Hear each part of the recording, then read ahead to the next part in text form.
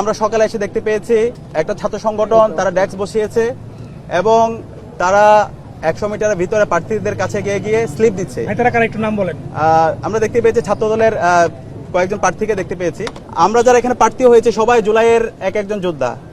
জুলাই আমরা প্রত্যেকে পরিচয় ভুলে গিয়ে ফ্যাসিবাদের বিরুদ্ধে আন্দোলন করেছি। জুলাই পরবর্তী আমরা যদি শহীদদের আকাঙ্ক্ষার আলোকে বৈষম্যহীন ইনসাফভিত্তিক বাংলাদেশ বিনির্মাণ করতে চাই, তাহলে যে জুলাই বিপ্লব ঢাকা বিশ্ববিদ্যালয় থেকে শুরু হয়েছে সেই ঢাকা বিশ্ববিদ্যালয়ে আমাদের গণতন্ত্রের চমৎকার একটা নজির স্থাপন করতে হবে। ইতিমধ্যে আমরা ডাকসু নির্বাচন শুরু হওয়ার পর থেকেই আমরা আমাদের সেই নজির দেখিয়েছি। আজকের নির্বাচনও আমরা আশা করব আমরা যারা প্রার্থীরা আছি এবং যত ছাত্র সংগঠন আছে আমরা সবাই দায়িত্বশীল আচরণ করব। একই সাথে বিশ্ববিদ্যালয় প্রশাসনকেও আমরা বলেছি এই নির্বাচন খুবই গুরুত্বপূর্ণ। সারা দেশের মানুষরা এই নির্বাচনের দিকে তাকিয়ে আছে। এই নির্বাচনের মাধ্যমে আমরা দেশের কাছে চমৎকার বার্তা দিতে চাই, আমরা আমাদের গণতন্ত্রের একটা স্থায়ী রূপের দিকে, একটা ম্যাচিউর পজিশনের দিকে যেতে চাই।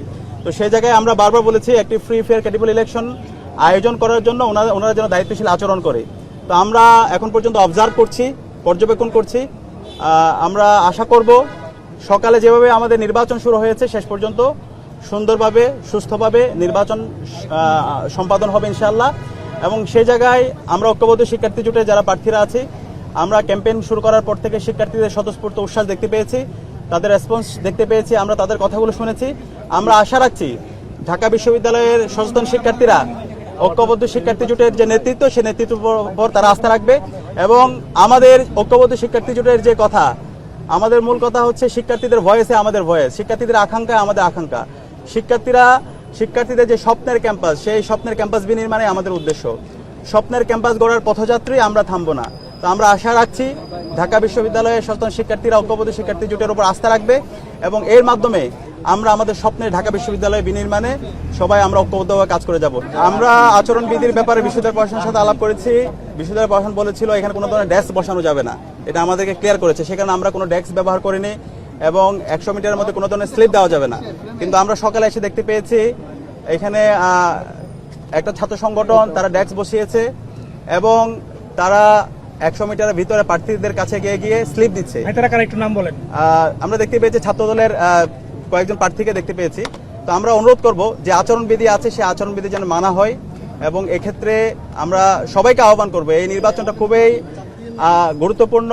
আমরা চাই শহীদদের আকাঙ্ক্ষার আলোকে একটা সুস্থ নির্বাচন বিনির্মাণ করতে এবং সারা দেশকে একটা মেসেজ দিতে।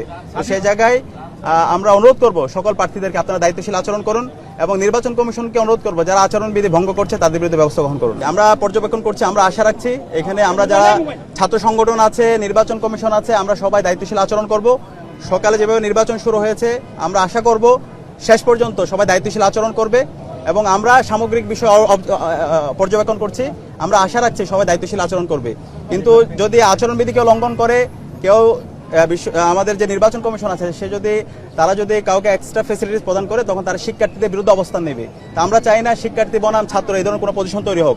আমরা চাই এই নির্বাচনের মাধ্যমে সারা দেশে চমৎকার বার্তা দিতে। আমাদের যে আজকের গত 16 বছরে আমরা যে ভোটাধিকার দিতে পারি নাই, আমাদের যে গণতন্ত্রের আমাদের কোনো অধিকার ছিল না, সেই জায়গায় আমরা গণতন্ত্রের একটা স্থায়ী রূপের দিকে আমরা একটা ম্যাচিউর পজিশনে যেতে চাই। আমরা আশা করছি ডাকসু নির্বাচনের মাধ্যমে সারা দেশকে সে বার্তা দিতে সক্ষম হবে।